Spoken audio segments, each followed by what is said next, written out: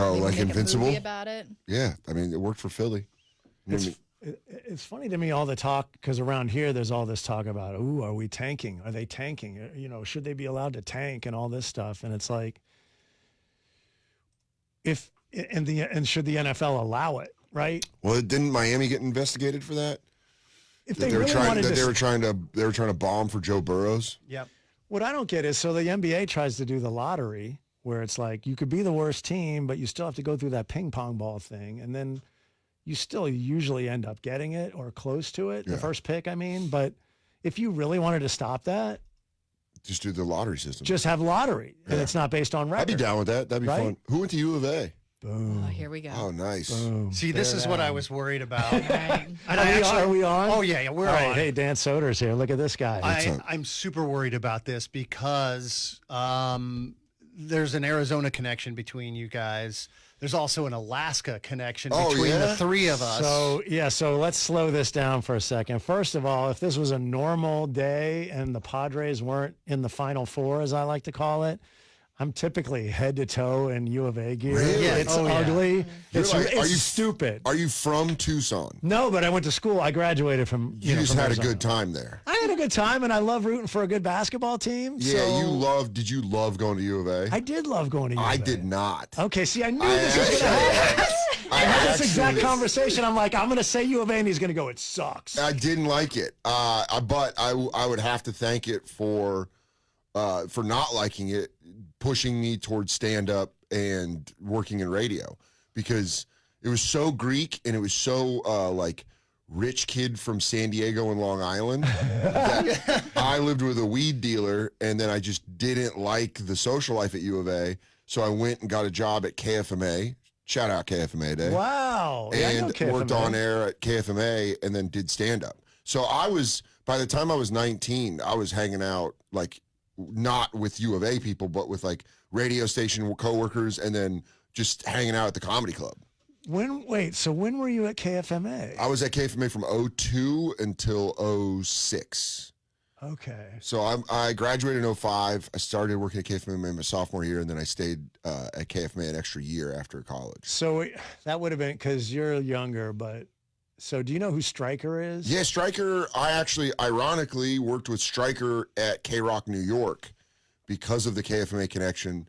That was always the thing. But yeah, I worked in Tucson, Tucson's. So Stryker's like my best friend. Stryker went to U of A. And then he went to K-Rock in LA. I wasn't in Tucson yet. I got to KFMA at like 02, but people I knew Stryker. Yeah. So then when he came to K-Rock right before we shut down in 09 in New York, I was like, hey, I'm a KFMA guy. And he was like, oh my God. And there's like, it's crazy about KFMA. They're like all over the country. That is true. In fact, one of the guys at Sirius XM is a former program director at KFMA. Is that Chuck Rose? Yeah, Chuck Rose, Robert Cross. Yeah. I see him in the hallway all the time. Yeah. And so but I do, U of A, I paid so much money to go there that I do cheer on their basketball team. So this is the second comedian that he's brought up, one of his favorite colleges, and they're like, I hated it. Yeah, really? My other connection, my wife's all family's from California, and a lot of her family went to Cal Poly. Oh, okay. And Taylor Tomlinson went to Cal Poly, and I was like, you went to Cal Poly? She's like, it sucked. I mean, I think that's par for the course for comedians, because I don't think some comedians had really cool college experiences, and some comedians were probably really cool in high school, or most of us were just goofballs. So you're just like, yeah, that's why we're comics. Right. Is because we didn't get the girl. No one wanted to hang out with us. We were like going and being funny and like weirdos in class. Some of us got into radio. Yeah, and that's what it was. I honestly felt so alone and ostracized in Tucson. I was wearing like liquor t-shirts and jean shorts, and everyone had like Abercrombie and Fitch. It was like big. It was that time. And I was just like, this sucks. And then I started working at the radio station, and I was like, oh, this rules. We're smoking bowls like in long commercial breaks, and like you're just giving me free CDs of stuff that I like. I loved it. So when I found radio, and then specifically stand-up, because I got into radio first because I was like, I'm not funny enough to do stand-up. And so I just worked in radio, and then I was like, I'm going to try it. And then I just jumped full into stand-up. So that was when I found like my people. College, it wasn't being like, bro, are you even in like, you know, are you Sig? Are you Sigma Nu? And I'm like, no, I'm not. But my roommate sells a lot of weed to you. So I'd be pretty nice to me if I were you. I was the guy on the couch. I was Brad Pitt in True Romance. Right. I was like the guy where my roommate just sold a ton of weed and I was just the guy on the couch that was like, what's up, man? Come and hang out. And I still kind of am that guy in a lot of ways. I was going to say, nothing's changed, right? Nothing. I'm always the guy on the couch.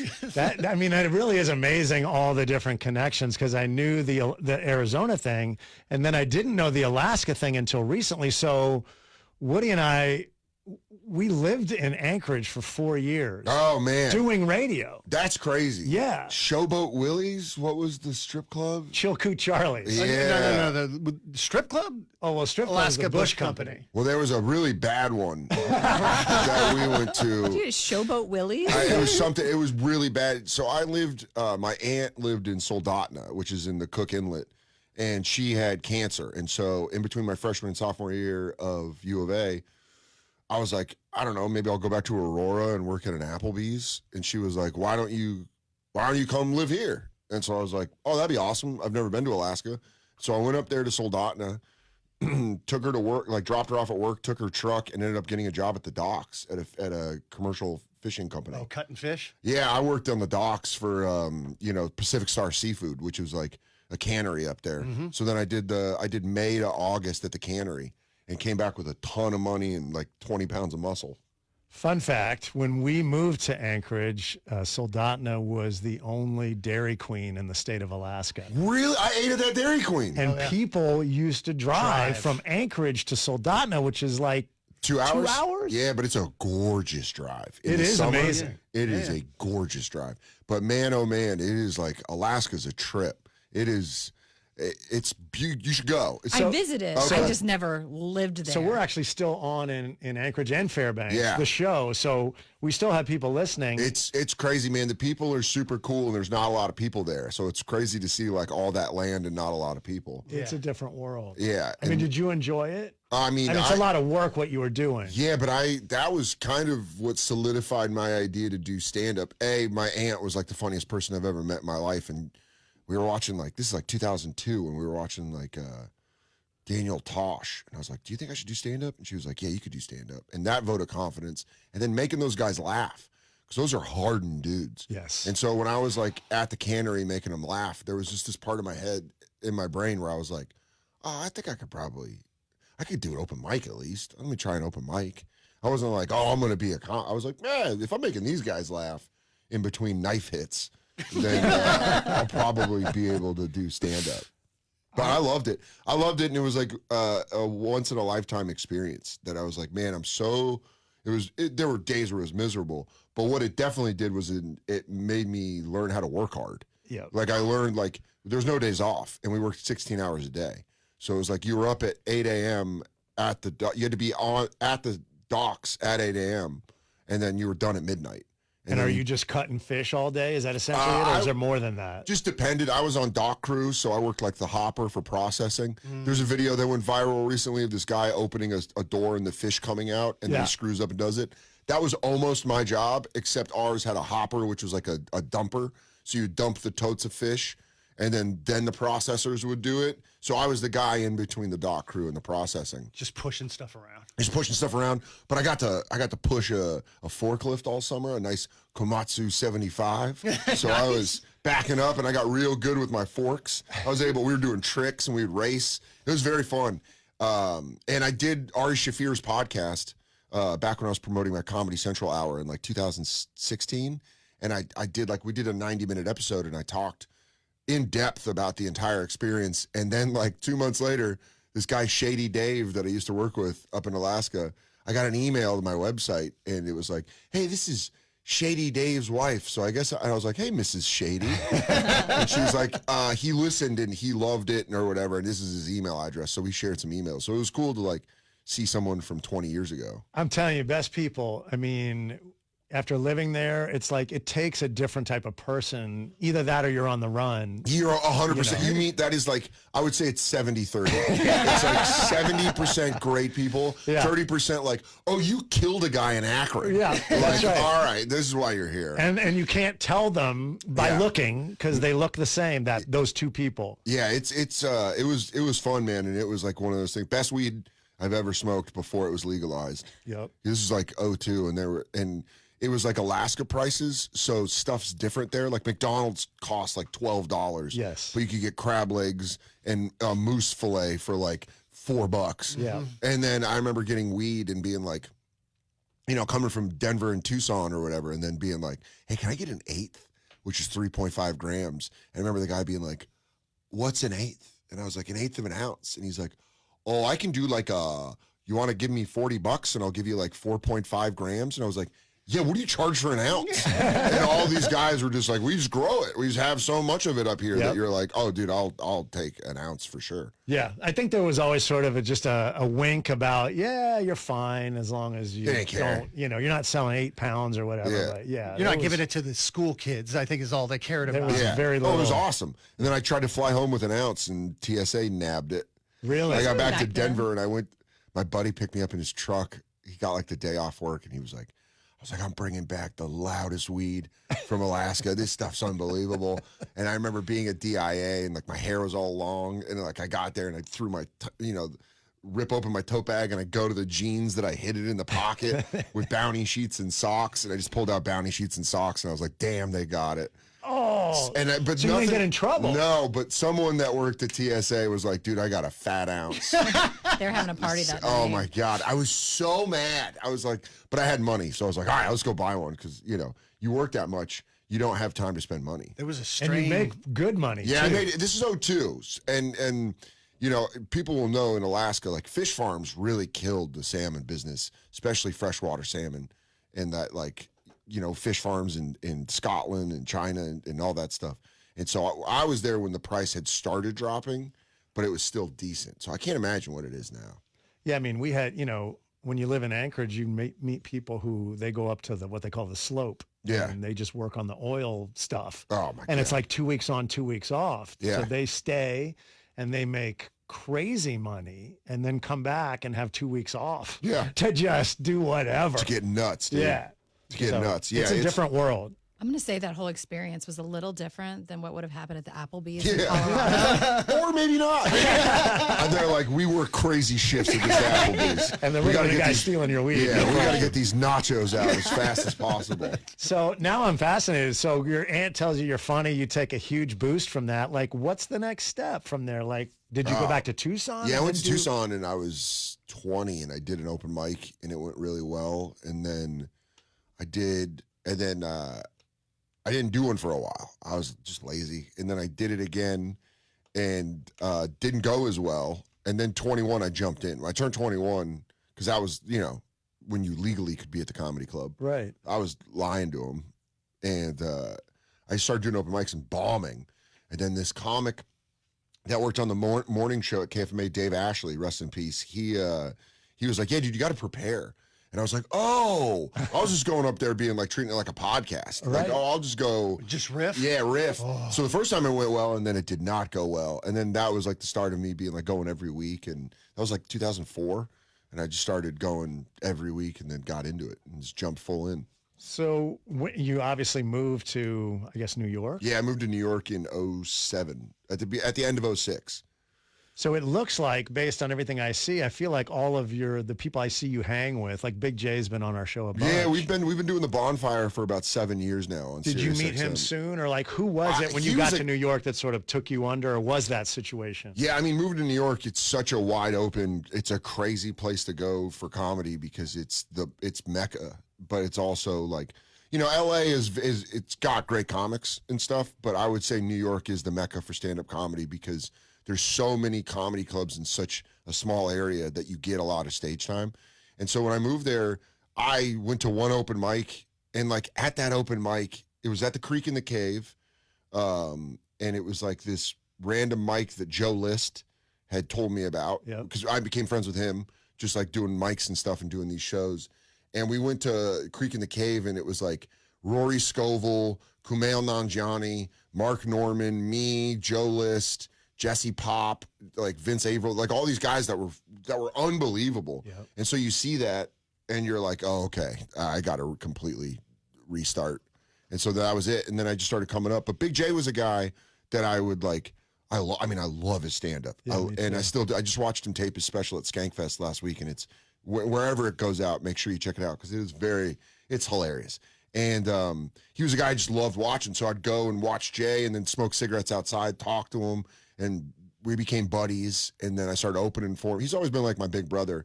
And Bobby Kelly was the same. Yeah. Bobby was a guy that, through Joe DeRosa, got my number and was like, I need you to open for me at a college, dude. And then it just became Bobby's kind of like de facto opener for a while. Everybody's got the same imitation of Bobby Kelly. Yeah. Hey, dude. He's like, dude. Yeah, he just called me. He goes, this is Robert Kelly. Can you do SUNY Binghamton with me? Or it was like SUNY Anawanta or something. And I knew who Robert was. I was a big O&A fan. So I knew who all these guys were. So it's funny acting like you don't know who they are. Oh, hey, nice to meet you. Right. You don't want to come off. Like, I know everything about you. I love you. Yeah, like, I love your listened- bit about this and this. And this. So I knew way too much. I'm a huge comedy nerd too. So it was like moving there was like, oh my God, like Todd Barry. Oh my God, Todd Barry's right here. Just, comics that I was like super like, oh my God. Yeah. Just next, Jim Norton. I'm a huge Jim Norton fan. And I remember Jim Norton walking by me like my second month there. And I was like, oh, I wouldn't even go to the cellar.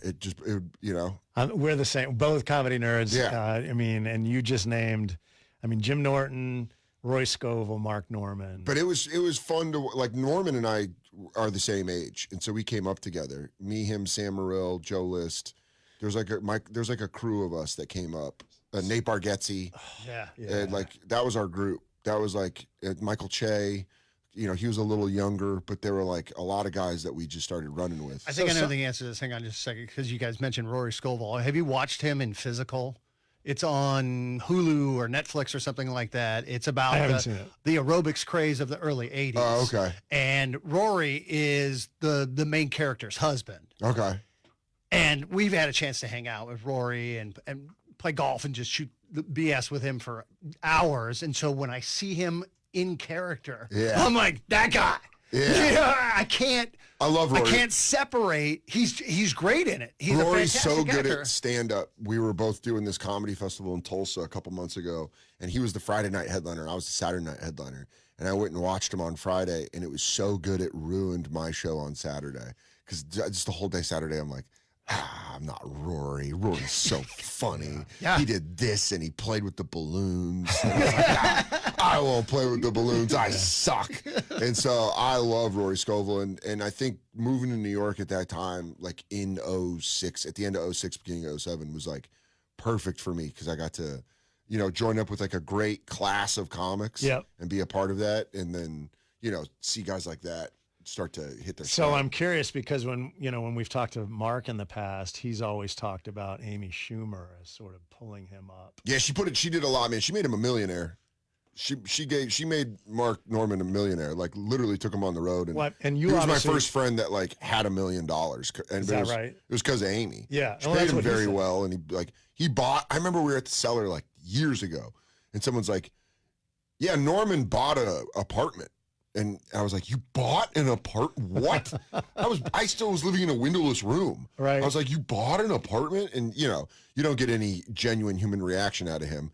He's always like, wow, I'm programmed to tell you I did. Yeah, battery low. And I love Norman, but I was like, getting a straight answer out of him is like getting an answer out of a Mafia member. You're like, you're not telling me the truth.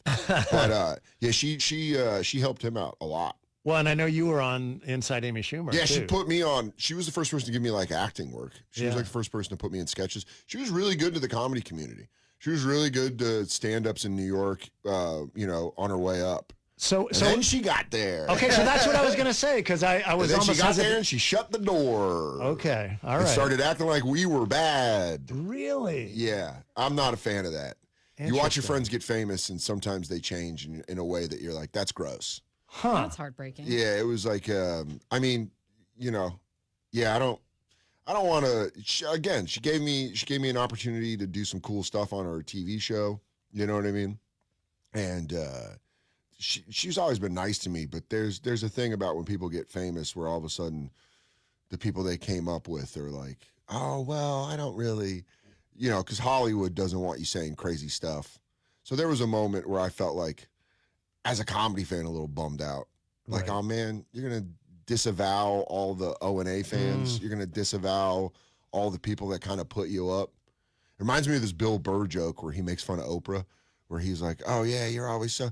What about all those midgets and racists that you built your show on when you do all those stupid stuff in the 80s? And you're like, yeah, people do that. Like, it's sad in this business when you see people kind of get up through a certain way and then they're up there and then they're like, well, I don't know those. It's like someone got you into a party and then you're like, I don't know that guy. Right. And you're like, yeah, you do. Right. It's I think we're headed, I don't want to get like too off, but I think we're headed to a place in entertainment where there's too many options.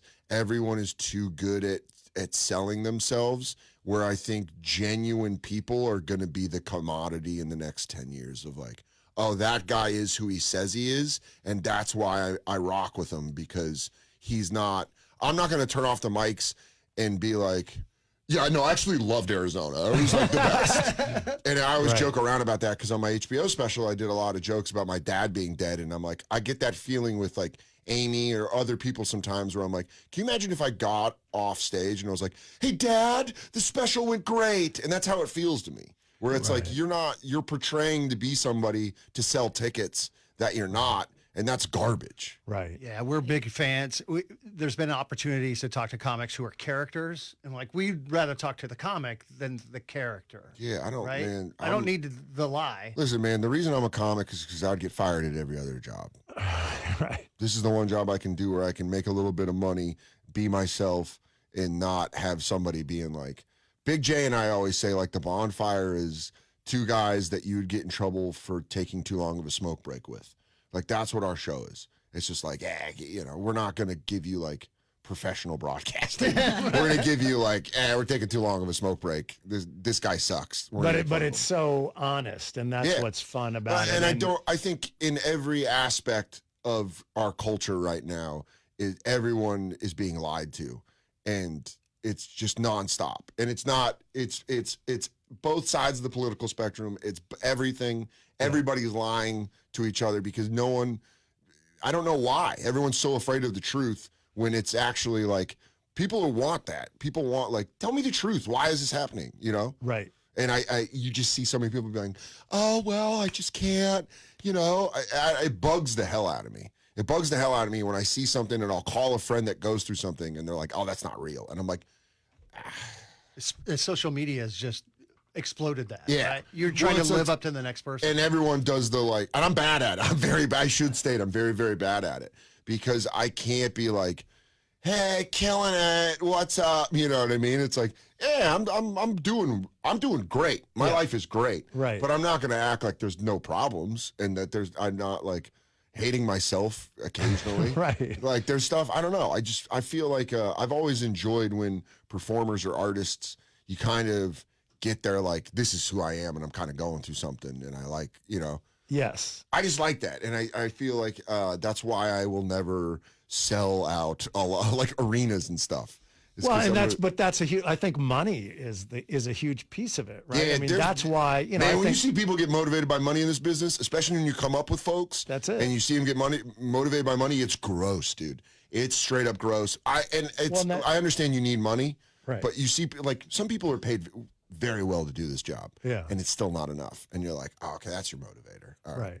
Well, and that's what I think. I mean, I don't know. You know her better, but back to the Amy thing for a second. If she's hit this certain height and now has all these other projects, she's concerned about losing money. Yeah. And so I don't want to get dragged down is maybe the feeling, or I don't want you to say something that's going to get me in trouble and I'm going to lose this gig. That's exactly it. And ironically, the reason that Louis C.K. is back to being so funny was because he lost it all.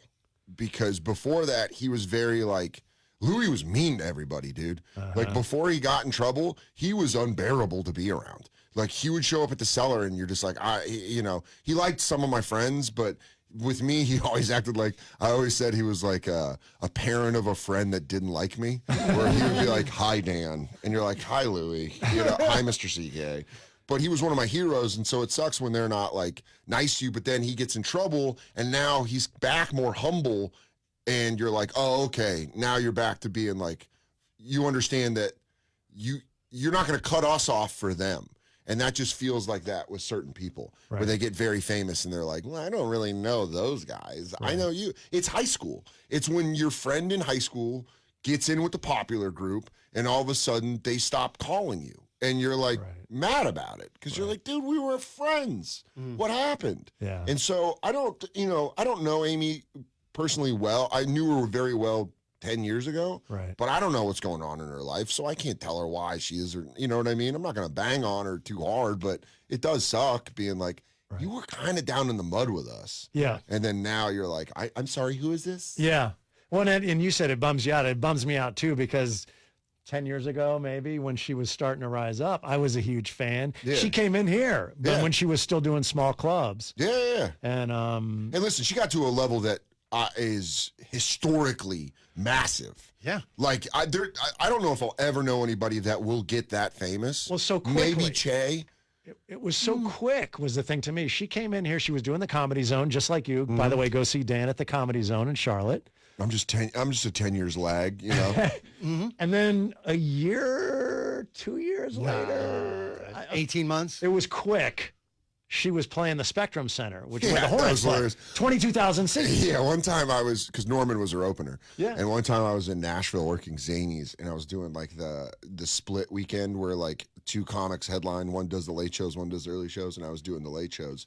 And Norman was like, hey, we're in Nashville. Where are you? Comedy. And I was like, I'm doing these shows. Let's meet up. And then we met up, and he was opening for Amy, and she had just finished doing the Bridgestone Arena or whatever. Yeah. And so I met up, and she was like eating dinner, but she had a whole posse, and she was there with like T-Bone Burnett, who's that music guy? His name's like T-Bone. He does the music for all the Coen brother movies. I know who It was you like mean. him Yeah. and the wife from Friday Night Lights. Like that actress they were just like sitting at a table, and Amy like waved, and then me and Norman and the bus driver were just at another table. You were at eating, the children's table? Yeah, eating like scrap barbecue. And I was like, and then we hung out later with Amy, but I was like, oh, okay, it gets a little, your friends get famous. The best advice I ever got on that was Brian Koppelman, who created Billions. Him and David Levine created Billions. And I had a friend, that was getting very, very famous fast. And he was blowing up and wasn't returning my calls, wasn't returning my texts the way we used to be buddies. Right. And that hurts. That just you take that personally. I don't care who you are. Oh, yeah. You're like, what the hell, dude? We used to talk and BS all the time. And Brian Koppelman pulled me aside, and I was telling him the story because he loves comedy. So he knows all my friends and stuff. And I was telling him about it. And he was like, listen, when people get famous, you have to give them 2 years to adjust because they're going through something that you don't know what so many more people want their time then you realize. So give them 18 months to 2 years. And then if some of them come back and you're back, and that is true. Right. And some of them are just gone. And I think that's just life. So I don't begrudge. I think I used to begrudge Amy a little bit more for that. But now I'm like, I don't know what she's going through. Right. I genuinely don't know. So, Friendships change. Friendships change when you're not famous. Yeah. That's great advice, though. People change. The time. Give it that time. People just change. I also think that's a bad problem with where our culture is right now is like everyone's holding on to friends because of Facebook, because of Instagram, because of Twitter. You're like holding on to these people that probably should have been out of your life that like you don't talk to. I don't need to see pictures of a kid I played Pop Warner football with. I don't need to know what his 9-year-old's up to. I don't know that guy anymore. Right. You know what I mean? Years ago, you never would have known, but because of social. Yeah, I got a text from a guy I went to high school with for this weekend. And he's like, going to be at your show Saturday. Great, man. We haven't spoken 20 years or, 17 years. So cool, man. It would be nice to say what's up after. I'll let you, come backstage and say what's up. And he's like, yeah, I read your bio. It's gross that it says based in New York. I'm like, Yeah, dude, I've been living in New York for 17 years. I haven't lived in Colorado in 20. I texted him that back. I go, what should I have? Colorado? I haven't lived there since '01. And he was like, oh, yeah, I guess. And you're like, you're looking for a reason, and you're being dumb right now. Yeah. You're being like, oh, man, you've changed. It's been 20 years. If you don't change in 20 years, you got a big problem. Right. You have a real big problem. Damn it. I have a big problem. But I'm saying, like, it goes with what I'm saying is sometimes people change, and if you don't change, you get mad about it. It's all on a spectrum. You don't know, like, sometimes people go and change in a way where you're like, well, you were phony the whole time. And sometimes it's just natural erosion. It's just natural change. Right. So it's a weird thing especially in this business. Because you see people being like, still the same old guy. And it's like, no, you're not. You're a millionaire. That's why Nate, it's been so awesome watching Nate Bargatze, who's one of my best friends. Yeah. He's the same. Like Nate, I can call at any moment, and he's doing arenas now. I know. And he'll pick up and be like, hey, buddy, what's going on? I just know I'm going to get Nate. Yeah. But now he wears I call him his space pants. He wears like rich guy clothes, and he golfs. I see his golf on Instagram, and I'm like, who is that? And he's guy? like friends with PGA players. Yeah. And he bought a beautiful house and had like an addition where now he has a golf simulator. And it's like, dude, I used to sleep on this guy's couch in Queens when he was on a third floor walk up, with his wife being like, what do you guys don't even know what you're doing with your life. So, but people change sometimes, but kind of remain the person they always were. And then some people you're like, oh, that was who you were.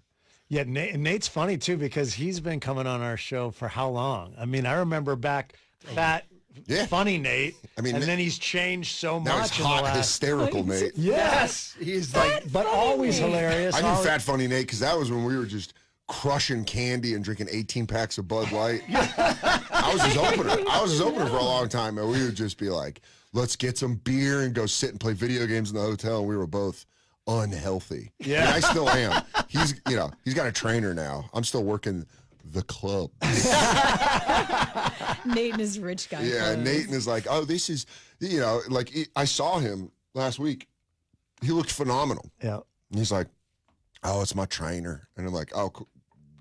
God bless. I'm gonna go get M&Ms in this Hyatt lobby. Like, oh, it's cool, man. I'm overstaying here at the Four Seasons, right? Yeah. It's like, but it's awesome, and it's been fun watching Shane Gillis get huge. It's been fun watching my friends that like Michael Che. Yeah. Like I knew Michael Che, and to watch him blow up on SNL and get really big, it's like there is a part of you that is.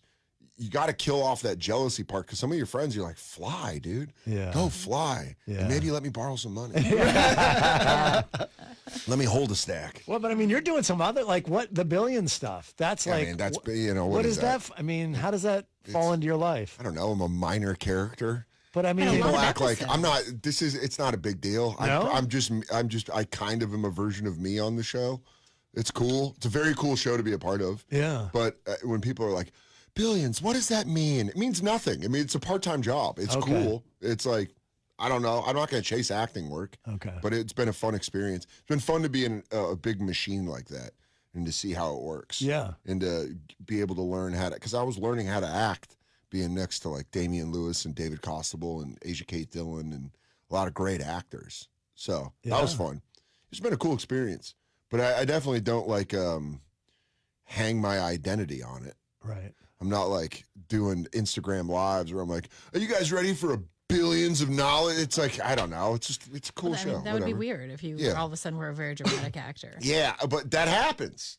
Like I said, this is a business where it's I think some of my friends were seeing if that was going to happen. Like the more billions got on, I think people were like, there goes Dan. But there wasn't. And then I just remained the same. It happened early. What's funny is it happens in stages. When you're coming up in New York, and everyone starts getting work or whatever, there's people that are like, are you going to move to L.A.? That's the first question. Who's moving to L.A.? And a lot of, Joe List kept being like, when are you going to L.A.? I'm like, I'm never moving there. And they don't believe you. And then you stay and you're like, oh, all right. And then, it's all a game of poker. Everyone's like, what are you doing? What movie are you making? Are you still during the week, even when you're out doing stuff like this in Charlotte, are you going up on stage every night in New York? Are you doing that sort of thing, or is that different? I mean, I've got a personal life now. So, I mean, I think like... Bragger. Yeah. I mean, the 6 nights of doing stand-up was fun, but then the pandemic hit, and I kind of realized my priorities were a little out of whack. Yeah. And so, now I usually do Monday nights. I'll do one night, Monday, Tuesday, or Wednesday in the city. Like whether it be at the Cellar or New York Comedy Club, and then Thursday through Saturday on the road. Yeah, just trying to build. I mean, I had a massive push right before my HBO special came out, and we were moving to theaters, and then COVID really did a good job. And I'm not good on social media, and those are the people that thrived in the pandemic. Yeah, and I hate it. So I lost all that steam, and it's something where you're like, damn, but it made me, number one, made me appreciate stand-up so much more, going through, like having to come off the road. Yeah. And then number two, it was like, it made me such a better comedian because I got to stay at home with my girlfriend and dog and be a person and just not be, I see people who are burning, and I'm not going to say their names on the radio, but I see people that I know burning out because their material starts dropping. And they're just like, it's that scene in I Love Lucy where the chocolates just keep coming out. And I see friends of mine that are like starting to like, no, more chocolate, more. And you're like, it's not going as smooth. Right. You have to create so much content. Yeah. And they're just doing jokes where you're like, this is not even really a joke. It's kind of like an observation that's a little silly. Is it life experience? You need to go out and experience life. Yeah, man. I mean, I think that's a lot of it. I think that's a lot of like, what are you going to joke about if you're not living anything? You're going to talk about hotels. You're going to talk about what your manager said. It's like, how are people just going to I don't want a guy that welds coming to my show and being like, man, that is crazy when you got a ton of Instagram followers. These guys are in the union, and they're like, I just got my benefits cut. And I'm like, you ever go on Twitter and someone's mean? And they're like, let me get a retweet. And you're like, I don't want to talk to people about it. Why didn't they like that? Yeah, and so pandemic, there was like, again, after the HBO special came out, it was like, I've done big stuff in my career, but that was the first like overnight, okay, every show is sold out. You're adding shows. We got to go to bigger venues after the special came out. And so I was like, this is unbelievable. Right. But I filmed and put the special out so fast that when I went back on the road, I really didn't have a new hour. I definitely didn't have a new hour I was proud of. Right. So I was basically like trying to catch up to the demand. It's supply and demand. Yeah. The demand was so high that I remember doing this show in Denver, which obviously is like where I'm from or whatever, but I was on stage and I got this huge laugh on a joke that I was like, that's not even that funny. And in my head, I was like, oh, this is how it starts for famous people. You know, when you see people get super famous and you're like, why does their stand-up suck? It's because they're around yes people. That are like, it's like that Elvis thing where they're like, you got it, King. Right. Oh, you're the man, EV. And you're like, it's like, oh, you're not around people that are like, that sucks. Right. But that's why when you go, stand-up is like a thing where you do have to go to the city. Right. You have to go up at the Cellar in New York Comedy Club and be like, oh, this joke does suck. Yeah, you're and getting then you feedback. go on the road. Yeah, you need honest feedback. Yeah. Which when you got some momentum in this business, people don't want to give you because they want some of that momentum. Right. So it's interesting. So after that, I mean, like, am I upset about losing that momentum? No, I'm more bummed about it. Like, that was kind of, I also think it's funny. I'm also like, that's my life. I'm doing stand-up for, what is it, 18 years now. And it's like, I finally got on and the world was like, we're going to shut down. Thanks for coming. Nice. You got to the top. It's like it's like you get to the final level and your video game system turns off. You're like, no, I'm saved. It's a dark comedy. Yeah. But that's also the funniest to me because it's like, man, now I just get to go back. And by the way, it's not like there's just 10 people in the audience. It's also not sold out, but I'm fine where it's at because I'm getting to build in a way where I'm like comfortable. I'm like, this is awesome. I'm doing jokes I want to do, and I, you know what I mean? Because I probably would be phony right now if there was no pandemic. Right. I'd be like, guys, I'm excited to work your theater. We're gonna have a night of jokes. Instead, I'm like, brother, it's been a little rough out there. Don't ever get phony. Yeah. Some of the stuff was interesting during the pandemic when like Sam Morril was going up on rooftops and stuff. That stuff was. Yeah, I mean, was Sam did a interesting. phenomenal job. Norman did a phenomenal job of that, where they were both out there just like really working. And after a couple months, I was like, all right, look, what are some states that don't believe in this thing? I need some attention. And it was because it was like, I was also, even though I didn't have an hour I was proud of, I was like, the momentum, I'm like, come on, I still want to do it. And having to be stagnant like that. But then watching Norman and Morril do it. But then again, dude, and I love those guys, just did their podcast. We might be drunk. Yeah. But I talked to them and they're both just like, I'm so tired. And I'm It's like, a lot. I'm not. Yeah. I'm not. I'm ready to go. Right. You should have rested. We're all resting. Yeah. You should have rested. Like, good for you. You're on and you're like doing theaters and stuff, and that's really cool. But you're gonna get injured.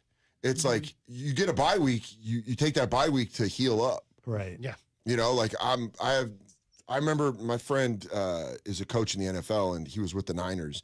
And when they got that first in 2019, when they got the #1 seed, I was like, how important is that? You got home field. He's like, it's not the home field that's important. It's you get that week off where everyone can sit and heal and go to the trainer and get, you know what I mean? And I think some comics didn't take a bye week. Some comics were like, and it's good for them, man. Like, good for them. They really got on, but I got more in my tank right now. Right. Like, I'm ready to go for a while because I sat around and got to hate myself enough to be like, all right, let's. Right. But it really did. It really made me, you know, I think the pandemic was good for that as far as just doing stand-up. And it comes back full circle. And then now we're back to Christian McCaffrey, talking about injuries. And I mean, I am so nervous to send Christian McCaffrey to the 49ers. I'm a lifelong 49ers fan, and I love getting Christian McCaffrey. Love Ed McCaffrey, former 49er himself. But Denver Bronco. he was, but also check it out. Do you know, he played for the New York Giants and San Francisco. I mean, but I always think of him as a Bronco. that's where he got on. I mean, he was like a fourth receiver on the Niners. That's where he won back-to-back. Yeah, 97, 98, and he had Eddie-O's. I grew up in Aurora, so I grew up talking trash about the Broncos. So I know everything. Well, when you're a 49er fan in Denver, a lot of donkey fans like to tell you that John Elway was better, and it's a simple 4 Super Bowls versus 2 Super Bowls. I live with my girlfriend's a Patriots fan. I lose the Brady Montana argument, but I will never lose the Elway Montana argument. see, now Woody was the opposite. He grew up in L.A., but was a Broncos fan. Yeah. And still am, but I always hated the commercials that would come on during the playoffs. It's a Super Bowl moment, and it would always be the Niners. Was it 55 to 10. 53 to 10? No, and 55. It was 55. And I'm going to tell you why. 49-17 was the other one that Yeah. beat us. It was gross. 55 to 10, and the reason I know that score was we just moved to Denver that year. My mom's family's all from Colorado. My dad's family's all from the Bay Area. And my parents got divorced that year, and a real bad divorce. And I was living with my mom, very vocal about how good the 49ers were. And she was very vocal about how she would never like the 49ers again because of my dad. Wow. So she had a Super Bowl party, all orange and blue, and then just a little 6-year-old in red and gold being like, we're killing you guys. I saw so many adults mad at me that year being like, this kid sucks. And I was like, another touchdown. Yeah, but it was, growing up in Denver, I ended up liking the Broncos. I would say, like, out of the AFC, I was always like, I want the Broncos. I want my mom to be happy. Sure. But, it was Ed McCaffrey and then his son growing up in Colorado and becoming like a high school legend. That was nuts. That's when I felt old. Where they're like, Ed McCaffrey's son, and then now he's like a weathered NFL running back, Right. coming to the Niners for Kyle Shanahan. Yeah. Insane. Yeah. Now you get the second generation, kind of crazy. Right. Shanahan coaching Mike's son, McCaffrey. yeah. Now Shanahan coaching McCaffrey. Yeah. Growing up in LA, all my friends were Raider fans. Yeah. And I didn't feel like going to jail. So I was like, who do Yeah, the Raiders yeah. hate? And they're like, we hate the Broncos. And I was like, that's it. Man, I'll tell you, I got lucky. I had a half uncle that would take me to Bronco games when I was a kid because he had season tickets and his wife hated it. And I just loved football. So I was like, I'll go wearing 49ers stuff to a Broncos game. But I got to go to like a lot of the early 90s Broncos Raiders games. And man, those Monday night football games where it'd be Broncos Raiders, and we were in the East stands, and you look down to the South stands and see those fights. You were like, this is a rivalry. I would say the AFC West, NFC East and AFC West, maybe the NFC North. Those are the three conferences that have the most intense rivalries, where everyone hates each other. Chiefs hate the Raiders. Yep. Broncos hate the Chiefs. Chargers are in the mix. And that's why when the Seahawks went to the NFC West, I was like, no one cared about the Seahawks. And now I hate them. Now I have a passionate hatred towards the Seahawks because they got good. Yeah. But the AFC West was always really fun to be around because you're like, all these teams genuinely hate each other. No matter how bad those teams were growing up, in the standings, when they played against each other, it was on. You're exactly right. It was very fun. And, Mike McDaniel, who's the head coach of the Miami Dolphins, was my middle school best friend.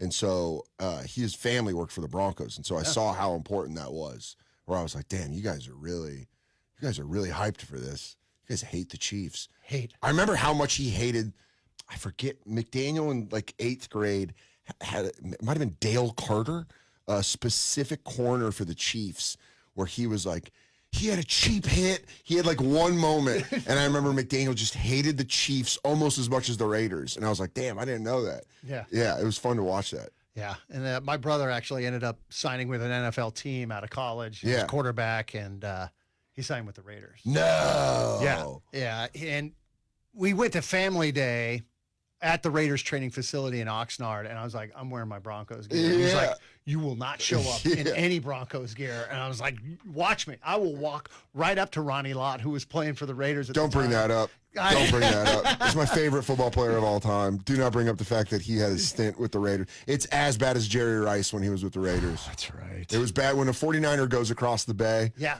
Or, to the Raiders now, to Las Vegas. Driving by, this is how much heat I still have for the Raiders. Because what's crazy, where we can both agree, is we both hate the Raiders. Correct. Niners and Broncos fans. Correct. They bridge over the hatred of the Raiders. And I was in Las Vegas going by their stadium, flipping it off. And what's funny is Shane Gillis told me he was with Nate Diaz same weekend, and they were driving somewhere, and he was with Nate in the car, and as they went by, Nate, he's a Niner fan, threw up the middle finger and was like, bang, bang, Niner gang. And you're like, that's what's up, dude. We all hate the Raiders. That's correct. We can all come together over our hatred of the Raiders.